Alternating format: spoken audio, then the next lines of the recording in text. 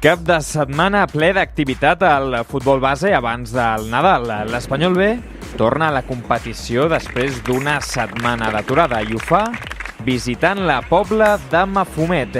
David Gallego vol acabar l'any amb les mateixes bones sensacions que ha transmès l'equip a l'inici de la temporada.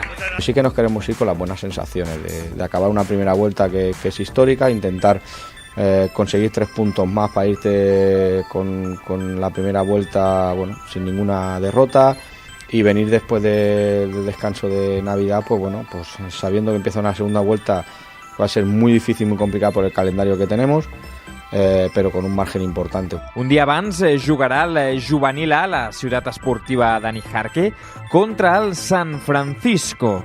Luis Blanco espera un partit totalment diferent al 0-4 de la primera volta a les Illes. Es un equipo que ha crecido mucho, tiene muy buenos jugadores, tiene jugadores internacionales dentro de esa plantilla. Sabemos de la dificultad que conlleva, nosotros queremos acabar bien el año, ¿no? El año futbolístico queremos acabarlo bien para irnos de vacaciones con una buena sensación y estamos afrontando la semana en las mejores condiciones para ello.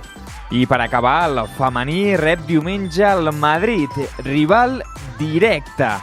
Després de superar la part més complicada del calendari, les blanquiblaves volen tornar a retrobar-se amb la victòria.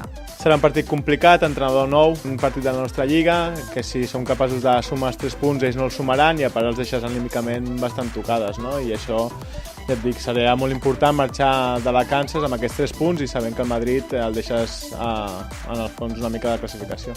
Molta sort a tots!